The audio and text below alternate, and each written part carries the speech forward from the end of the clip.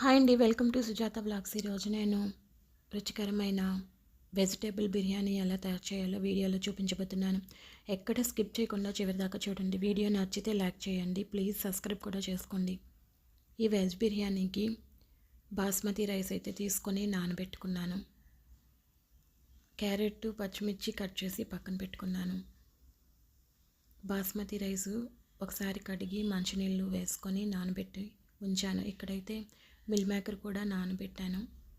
ఇప్పుడు స్టవ్ వెలిగించి కళాయి పెట్టుకొని ఆయిల్ వేసుకొని ఆయిల్లోని 1 స్పూన్ నెయ్యి కూడా వేసుకున్నాను. ఆయిల్ కొద్దిగా వేడెక్కిన తర్వాత సన్నగా కట్ చేసిన క్యారెట్ ముక్కలు, పచ్చిమిరపకాయలు ఒక 4-5, కరివేపాకు కొద్దిగా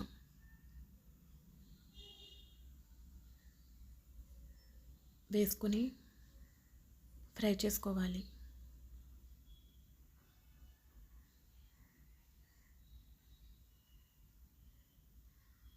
ఉల్లిపాయ ముక్కలు కావాలనుకున్న వాళ్ళు వేసుకోవచ్చు, నేనైతే ఉల్లిపాయలు వేయలేదు.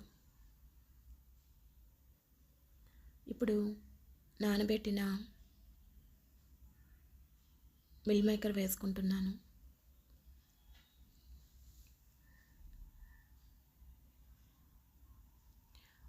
కొద్దిగా జీడిపప్పు వేసుకోవాలి. మన దగ్గర ఏవైతే ఉంటాయో అవి వేసుకుంటే సరిపోతుంది వెజిటేబుల్స్.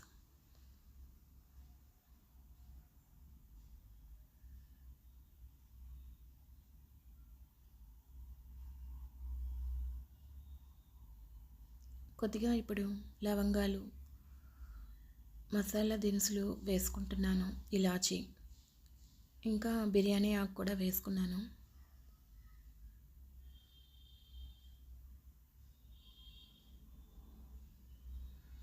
మసాలా పేస్ట్ వేస్తున్నాను. హోల్ గరం మసాలా వేసుకొని అల్లం, వెల్లుల్లి ఇంకా ఉల్లిపాయలు వేసుకున్న పేస్ట్ ఇది. ఈ పేస్ట్ అయితే వేసుకుంటే చాలా బాగుంటుంది బిర్యానీకి. మసాలా కూడా కొద్దిగా వేగిపోయిన తర్వాత కొద్దిగా పసుపు, పెరుగు కూడా వేసుకున్నాను. ఇప్పుడైతే నానబెట్టుకున్న బాస్మతి రైస్ కూడా వేసుకుంటున్నాను. 1 గ్లాస్ బాస్మతి రైస్ తీసుకున్నాను నేను.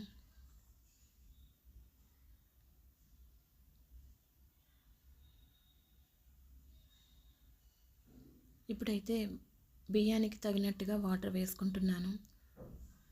2 గ్లాసులు వేసుకున్నాను, 2.5 గ్లాసులు. రుచికి సరిపోయినంత సాల్ట్ వేసుకుంటున్నాను. కొద్దిగా కొత్తిమీర కూడా వేసుకుంటున్నాను.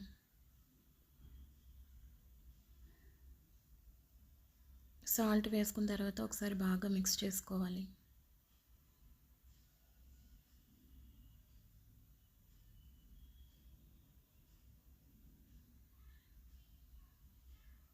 రైస్ కొద్దిగా కుక్ అయినప్పుడు హైలో పెట్టుకొని తర్వాత అయితే మీడియంలో పెట్టుకుంటే ఎంతో రుచికరమైన వెజిటబుల్ బిర్యానీ రెడీ అవుతుంది. దీనికి కాంబినేషన్గా చికెన్ కర్రీ.